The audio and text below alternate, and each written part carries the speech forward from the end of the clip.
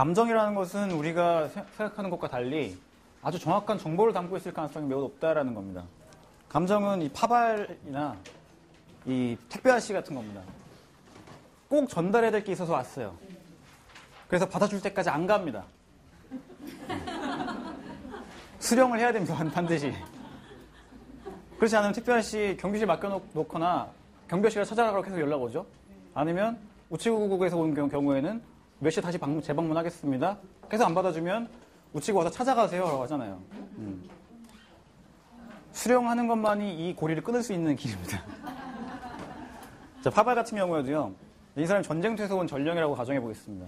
전쟁터에서 지금 전황이 어떻게 돌아가고 있는지에 대해서 정보를 가지고 온 거예요. 장군과 참모들이 회의를 하고 있는 그 막사에서 장군 지금 전쟁터에서 전령이 도착했습니다 했을 때 야 잠깐 들어오지 말라 그래. 안 좋은 소식이면 어떡해. 듣기 싫은 얘기면 어떡해. 병참선 끊겼다. 뭐 적군이 증원됐다 이런 얘기는 난 듣기 싫은데. 우리 지금 큰일 난단 말이야. 우리끼리 회의하자. 회의한 결과 그래 지지는 않았을 거야. 가서 쉬라 그래. 들어볼 필요도 없어. 이게 우리가 하고 있는 일이라는 거죠. 감정에 대해서. 말도 안 되는 거잖아요. 들어봐야 될 거 아닙니까? 다음 스텝을 전략을 짜기 위해서는 어떻게 행동해야 되겠구나. 그 사람한테 이렇게 말해줘야 되겠구나를 정확하게 우리가 알 수 있으려면 감정에 귀 기르는 수밖에 없다는 겁니다. 전황을 정확히 알고 다음 전략을 짜서 전쟁을 이끌어 나가려면 파발 달려서 온 전령한테 들어봐야 될 거 아니에요. 그렇죠? 너무나 당연한 얘기입니다. 이렇게 풀어보면.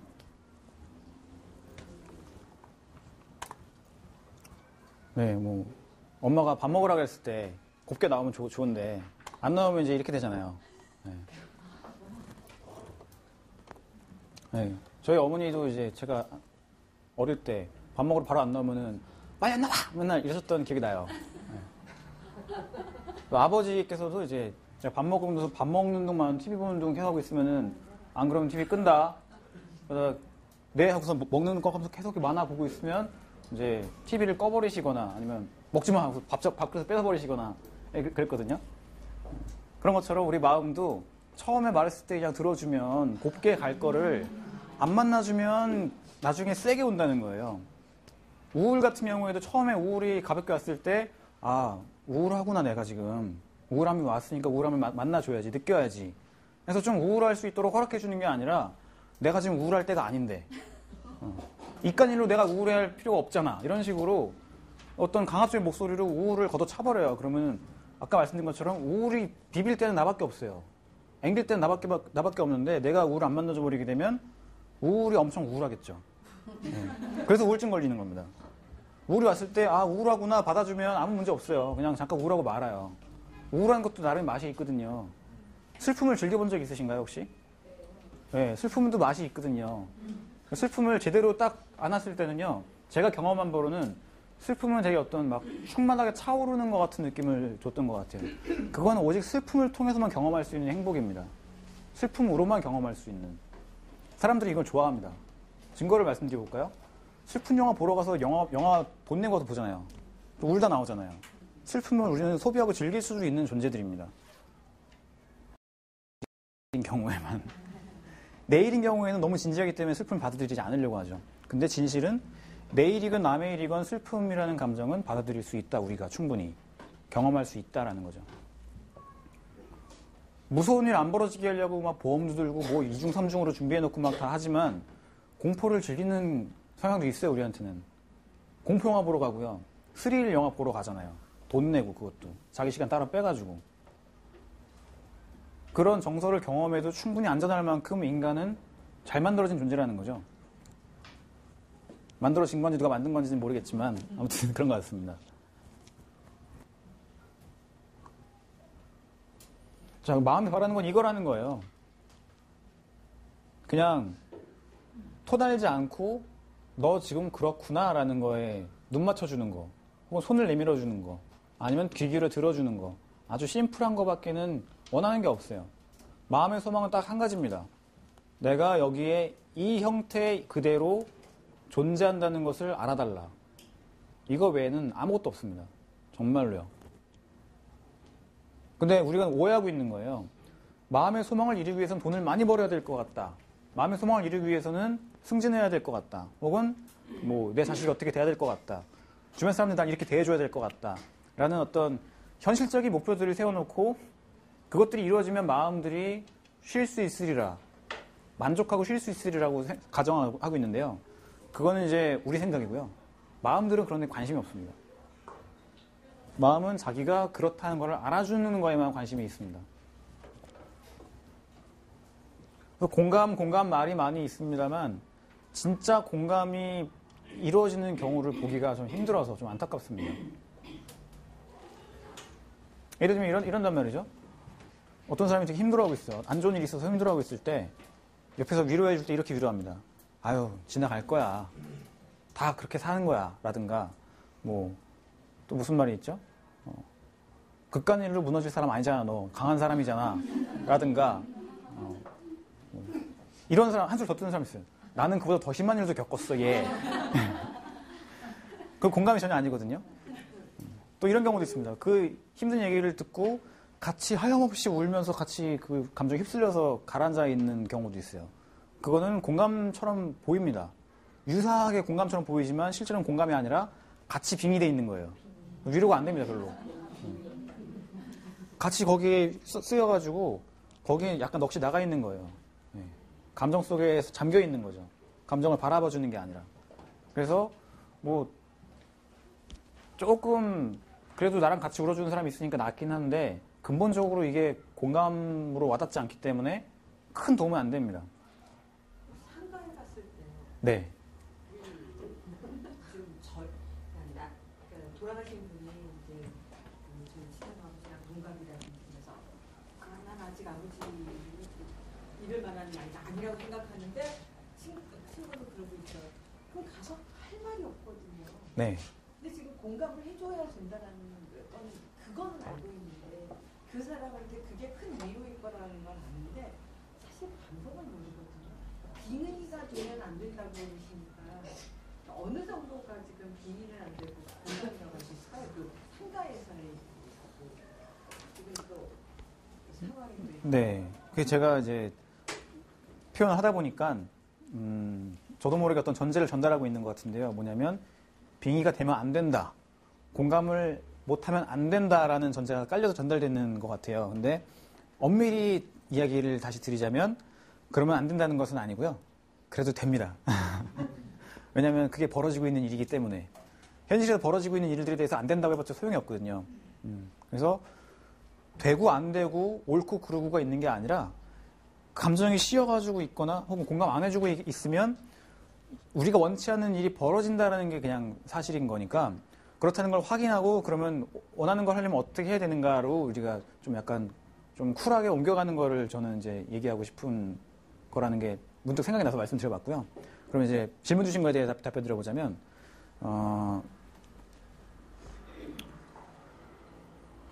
저라면 이렇게 할 수 있을 것 같아요. 내가 공감을 좀 해주고 싶은데 어떻게 공감을 해야 될지 잘 모르겠어. 그래서 네가 느끼는 슬픔을 나는 아직 잘 모르겠고 그래서 위로를 하고 싶지만 할 수 있는 게 없어서 참 이렇게 좀 뻘쭘하기도 하고 미안하기도 하고 그렇다. 그래서 그냥 무작정 왔어. 힘내라는 말이 도움이 안 될 거라는 생각이 들지만 할 수 있는 말이 힘내라는 말밖에 없어서 미안하다. 그냥 문득 떠오르는 대로 말해보면 그렇게 말을 할 수도 있을 것 같아요. 근데 이제 타인의 슬픔에 대해서 슬퍼하기 힘든 거는 이거는 선생님이 그렇다는 얘기가 아니라요. 그동안 일반적으로 봤을 때 이럴 가능성이 좀 있어요. 슬픔을 싫어하는 경우. 그러니까 내가 슬픔을 좀 싫어해서 슬픈 일이 있어도 아니야. 이 정도의 눈물을 흘리면 안 돼. 라든가 아무튼 그 슬픔을 약간 좀 폄하한다면 좀 약간 과한 표현이고요. 슬픔을 부담스러워하고 두려워하는 그런 경향이 있을 경우에 타인의 슬픔에 대해서 기꺼이 내 가슴이 탁 열려가지고 같이 슬픔을 경험하는 거를 이제 가로막게 되는 경향이 생기는 것 같아요. 제가 약간 그랬었거든요. 저 같은 경우에 누가 울면 어떻게 할 바를 모르겠는 거예요. 네. 또 누가 화를 내도 어떻게 할 바를 모르겠고 좀 그랬었거든요. 네, 공감해 주셔서 감사합니다. 저는 감정을 굉장히 많이 닫고 살았습니다. 오랜 시간 감정을 닫고 살았어서 이제 부인이랑 어디 밖에 나가고 꽃 같은 거 구경하고 그러면 저희 부인은 꽃을 좋아해서 가다가 멈춰요 계속. 이것 좀 보라고 해서 뭐 이쁘다고 색깔 보라고 해서 하는데 저는 감흥이 아무것도 없는 거예요. 신혼 초에. 근데 그래도 사랑하는 부인이니까 오 이쁘네, 색깔 좋네 이렇게 해주지만 실제로 감흥은 없었어요. 그래서 저도 이쁘다고 해주니까 부인은 호응 받는다고 생각해서 계속 앉아 있는 거예요. 아, 좀 빨리 가지. 이게 여기까지 올라오는 거죠. 그랬는데 그 어떤 계기가 있었어요. 그 계기는 좀 생략하겠습니다. 기니까. 그 계기에 의해서 이 가슴에 닫혀있던 부분이 좀 열렸던 것 같아요. 그 이후에 꽃을 부인이 볼 때 같이 가서 보니까 여기서 뭔가 확 이렇게 있더라고요. 와, 진짜 아름답구나라는 게 이런 느낌을 말하는 거구나 라는 거를 뒤늦게 알았습니다. 그래서 꽃이 이쁘다는 거를 못 느끼는 사람들이 있는 것처럼 저 사람이 슬프다라는 것을 인지는 하지만 같이 경험하지 못하는 경우도 있을 수 있는 것 같아요. 화도 마찬가지고 두려움도 마찬가지고. 근데 제가 왜 가슴을 닫고 살게 됐는가를 보면 두려움 때문이었던 것 같습니다. 항상 제 감정을 있는 것들을 표현했을 때 돌아오는 피드백들은 떼찌였거든요. 막 웃고 즐거워하면은 조용해 이 자식아 어디서 이렇게 웃고 떠들어. 화내면 이 자식 봐 어디서 지금 눈을 치켜뜨고 화를 내. 울면 뚝 꽂혀있는 남자 새끼가 뭐 이렇게 울고 할 게 없는 거예요 감정을. 되게 슬픈 일이죠. 감정으로 살아가는 게 인간인데 다 논리를 가지고 그 논리도 바른 논리도 아니에요. 자기 멋대로 자기 입맛에 맞는 그때그때 귀에 걸면 귀걸이인 식으로 감정들을 눌러버리는 거죠. 그래서 여기 막혔던 감정의 문이 다시 열리는데 상당히 오랜 시간 걸렸던 것 같아요. 제 인생에 봤을 때. 이 정도 할 수 있으면 괜찮으신 분이에요. 이분은 경찰 아저씨가 아니라 아주머니죠. 제 페이스북 친구분이 경찰분이 계신데 자기 선배님이라고 하더라고요. 어떤 사진인지는 아시죠? 네. 참 슬픈 일이죠. 제가 많이 경험되는 것은 무력함인 것 같아요. 이렇게 슬픈데 할 수 있는 게 없다라는 거에서 많은 분들이 아파하는 것 같습니다. 좀 민감한 사안이라서 조심스럽긴 한데 사람들이 싫어하는 것 중에 또 한 가지가 베스트 중에 하나가 있습니다. 정말 싫어하고 감당 못해 하는 거. 무력함이라는 걸 정말 못 견뎌합니다. 사람들은. 그래서 무력한 채로 있느니 우울해하거나 무력한 채로 있느니 화를 내기를 택합니다. 네. 그게 지금 현재 시국에서 벌어지고 있는 감정들의 움직임인 것 같아요. 그래서 책임자를 찾는 목소리가 나오는 게 윗선에서도 책임자를 엄벌하겠다고 나오게 되고 국민들도 니들이 책임져야 된다라고 책임자를 찾는 탓하는 목소리가 나가는 것은 무력함 속에 있느니 화를 내겠다는 걸 택한 거거든요. 네, 지금부터 하려고 하는 게 이겁니다. 내면 심리의 외재화라는 것. 투사라는 개념을 좀 말씀드려야 됩니다. 투사, 지금 우리가 여기 빔 쏘고 있는 이게 투사죠. 지금 이 프로젝터에서 여기로 빔을 쏘고 있는 것처럼 우리는 우리 안에 있는 어떤 감정, 어떤 마음을 바깥으로 투사하게 됩니다. 그러고 살아가고 있어요. 뭐 정의를 내린 걸 보자면 자신의 심리적 내용물을 외부에 전개해서 경험하는 행위를 이제 투사라고 한다. 이게 나는데요. 역사적으로 봤을 때 이 자기의 심리적 내용물을 외부에 투사해서 어떤 변화를 일으키는 기술들이 있어 왔는데 그 중에 이제 가장 명시적으로 기록되어 있는 것은 중세 연금술입니다. 가장 오래된 것은. 물론 연금술의 역사를 뭐 고대 이집트까지 소급하는 경우도 있습니다만 구체적인 문헌들이 나와 있는 건 중세 것들이 많기 때문에 자, 연금술에 대해서 말씀을 드려보자면 이런 거예요. 연금술은 다들 아시죠? 납을 금으로 바꾸는 기술이 알려져 있는데 실제로는 굉장히 심리학적인 작업이었습니다. 이 분석 심리학의 창시자인 칼 융이라는 사람이 연금술 연구로 되게 자기 학문의 기틀을 닦았는데요. 연금술사들이 실제 했던 일들은 이런 거였습니다. 비천한 금속들을 가지고 작업에 들어가요. 뭐 흑화, 백화, 적화 단계별로 나눠서 공정이 화학적인 작업을 거치는 공정들이 있는데요. 재료를 부수고 태우고 끓이고 다시 말리고 증류시키고 하는 과정들을 통해서 실제로 물리 화학적인 변성이 이루어지는 것을 목표로 하는 것이 아닙니다. 실제로는 뭐냐면 비천하고 어두운 금속들과 재료들을 가지고 작업을 시작할 때요. 이 금속이 가지고 있는 상징성들이 있습니다. 재료와 공정과 이 실험실 자체가 가지고 있는 상징성이 있어요. 그 상징성을 가지고 있는 그 재료에 자기 무의식에 있는 어떤 진료들, 내용물들이 투사되어서 담기는 겁니다. 그래서 연금술 재료로서의 납은 그냥 납이 아니라 내 의식에 있는 어두운 부분들, 소외되어 있는 측면들을 상징한다는 겁니다. 그래서 그 재료들을 끓이고 부수고 태우고 할 때는요, 그리고 그것이 공정을 거쳐서 정갈한 결과물로 만들어졌을 때는 단지 이 물질적인 변성만 이루어지는 것이 아니라 이 물질들이 변화되는 과정에 내 심리적인 내용들이 연동되어 있기 때문에 이 과정과 함께 내 마음이 변화한다는 거예요. 그래서 어떤 심적인 변화를 일으키기 위한 작업들이었습니다. 그래서 칼 융 같은 경우에는 적극적 명상법이라는 자기만의 어떤 방법을 개발했는데요. 약간 트랜스 상태 혹은 약간 좀 그 변성의식 상태에 들어가서 반수반각이라고도 부르죠. 그 상태에 들어가서 자기 안에 있는 이미지들, 정서적인 충동들을 그 구체적 이미지로 바꿔가지고 대화를 나누기도 하고 같이 어떤 상상 속의 모험을 떠나기도 하는 방식으로 심리치료를 했었습니다.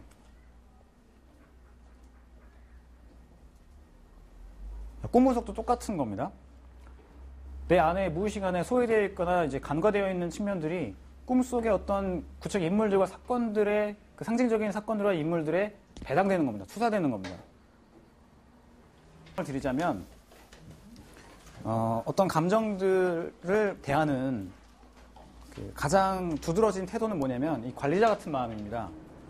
논리적인 기능, 윤리 도덕, 어떤 종교적인 도그마, 사회적 기준 같은 것들을 그 가장 중요하게 여기는 마음이 있어요, 우리한테. 그거를 관리자라고 따로 이제 독립시켜 보자는 겁니다. 나 원래 그런 사람이야가 아니라 나한테 그런 부분이 있어. 관리자를 전담하는 파트가 나한테 있다라고 이해하면 좀 더 여유가 생긴다는 거죠.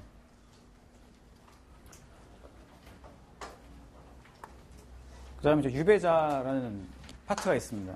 사회 문화적이고 논리적으로 봤을 때 승인할 수 없는, 이렇게 우대해줄 수 없는 그런 마음들이 있죠. 예를 들면 뭐 게으름이라든지 뭐 성충동이라든지 아니면 뭐 도둑질을 하고 싶다라든지 누군가를 짓밟고 올라가고 싶다라든지 어떤 그런 노골적으로 드러내기 어려워지는 그런 감정들, 그런 것들은 이렇게 갇혀서 지내게 된다는 겁니다. 분석심리학에서는 그림자라고 부르는데요. 이 그림자들은 눌려있다가 때가 되면 주기적으로 올라옵니다. 가끔 한번 올라와서 뒤집어지면 이제 사단이 나는 그런 경우들이 있잖아요. 뭐 아주 비근한 예를 들어보자 그러면 평소에는 되게 젠틀한 사람인데 술만 먹으면 운다라든가, 슬픔에 눌려있다가 이게 경계가 삼엄한 경계가 흐트러지니까 막 올라오는 거예요. 또 평소에는 되게 젠틀하고 쿨한 사람인데 특정 단어나 특정 행동만 하면 폭제가 돌아가가지고 막 폭행을 저지른다든가 이런 사람들이 있거든요. 아무튼 예, 유배자들이 굉장히 많습니다, 우리 안에. 자, 그다음 소방관인데요. 이 소방관들은 유배자가 등장하는 것을 막기 위해서, 유배자들은 보통 오랫동안 눌려 있었기 때문에 극단적인 감정들이에요. 화가 외면당하면 화가 화를 내게 되고, 막막함이 외면당하면 막막함이 더 막막해지는 것처럼 극단적인 감정들이기 때문에 이 등장하려고 하면 큰 위협으로 다가옵니다. 상태가 이상해지는 것 같고 뭔가 그 감당이 안 될 것 같은 느낌이 들기 때문에 그때 즉각 소방관이 출동하게 된다는 거죠. 소방관이 하는 일이 뭐냐면, 우리 불 나면 불 끄잖아요.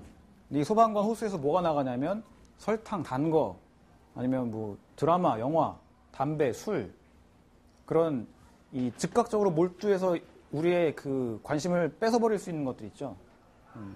그런 거에 몰두시키는 역할을 합니다, 소방관은. 그러니까 보통 남용과 중독 그 문제를 갖고 계신 분들은 소방관에 지배당하고 있는 상태라고 이해할 수 있는 거죠.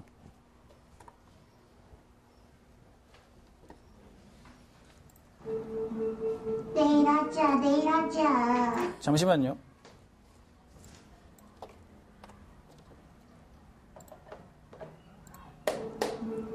내일 하자, 내일 하자. 뭘 하자. 주문하시겠습니까? 마키아토, 마키아토. 카라멜 마키아토요? 사이즈 라지, 라지. 라지요. 단거.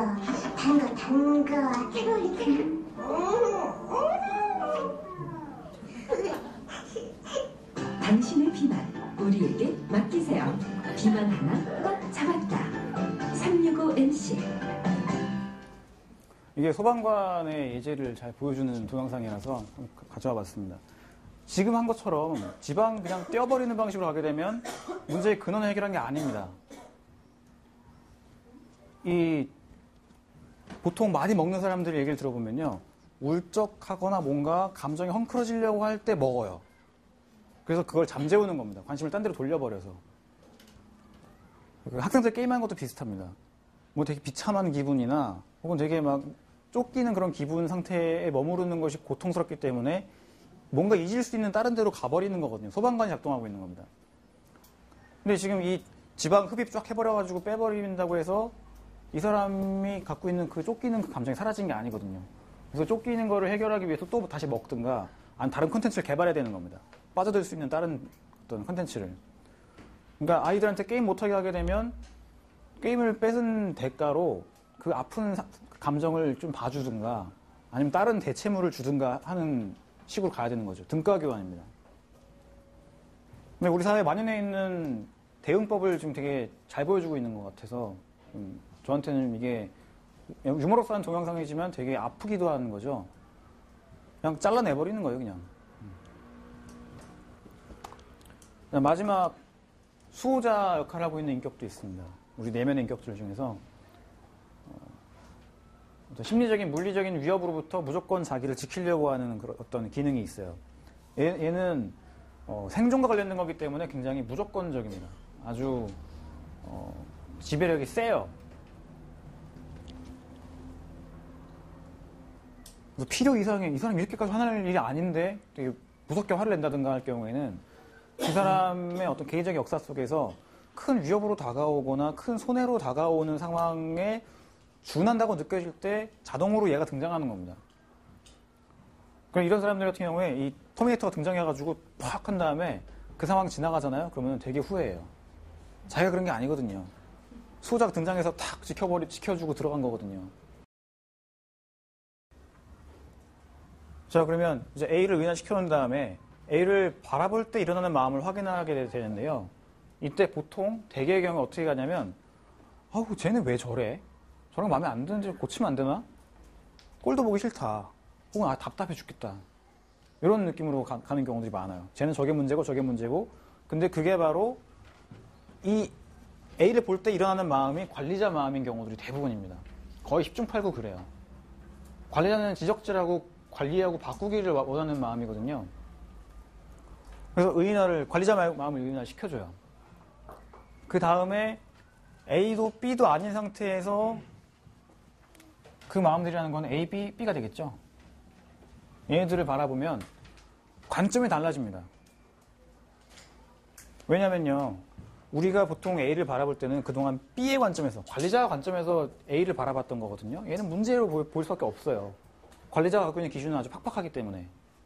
근데 관리자까지도 떼서 놓고 보게 되면 관리자들이 보통 많이 지쳐 있습니다. 제일 사랑받지 못하고 가장 인정받지 못한 마음이 관리자 마음들인 경우가 되게 많아요. 그래서 이 관리자를 떼놓고 보게 되면 얘도 좀 딱하다, 쉬게 하고 싶다라는 마음이 들어요. 그 시선을 가지고 즉 관리자가 아닌 상태에서 유배자를 보잖아요. 안 됐다고 느껴지게 돼요. 위로하고 싶다, 얘를 쉬게 하고 싶다, 손잡아주고 싶다 이런 느낌으로 가게 되는 거죠. 그렇게 되면요. 문제가 있는 존재로 바라보는 게 아니라 그냥 있는 그대로를 바라볼 수 있기 때문에 이 마음 입장에서는 자기 소원이 풀리는 거예요. 아무도 그런 시선을 주지 않기 때문에 문제가 지속되어 왔던 건데 그 시선을 줄 수 있게 된다는 거죠. 그러니까 이 작업을 요약해서 말씀드리자면 아이덴티티에 대한 이야기입니다. 많은 사람들이 마음들이 이 마음이 됐다가 저 마음이 됐다가 교체되는 이 메커니즘에 대해서 잘 모르기 때문에 관리자를 나로 여기고 사는 경우들이 많아요. 그리고 때로는 관리자가 주로 나로 알려져 있고요. 유배자가 가끔 올라와서 깽판을 치게 되면 후회합니다. 아, 내가 또 그런 짓을 하다니. 그러지 말아야지. 이렇게 가게 된다는 거죠. 또 유배자가 올라오려고 해서 소방관이 등장해서 진압을 하기 위해서 막 게임에 몰입시키든지 술을 막 마시게 하든지 영화를 연달아 보게 만들든지 했을 때 그 역시도 아, 내가 또 자제를 잃고 그렇게 했다니 하고 자책으로 가져간다는 거죠. 근데 소방관, 유배자 이런 것들은 내가 아닌 걸로 간주합니다. 왜냐면 걔네들은 관리자의 지침을 따르지 않는 마음들이거든요. 그만큼 우리는 관리자에 중독되어 있다, 지나치게 동일시되어 있다라고 말할 수 있죠. 그리고 아까 우리가 확인했던 잘하고 있는가 과연 이거를 따지는 마음이 관리자의 역할이라는 거예요. 그래서 이렇게 좀 브리핑을 드리고 시연을 다시 한번 시도해보면 좀 더 낫지 않을까 생각을 해봅니다. 좀 간단하게라도 이 3단계 다 못 간다고 한다면 그 변화시키는 마음을 의인화시키는 것까지만이라도 해보시고 그만 바라볼 때 일어나는 비판적인 그런 마음들이 있는지 체크해보는 그런 정도 실수까지만 좀 해보도록 하겠습니다.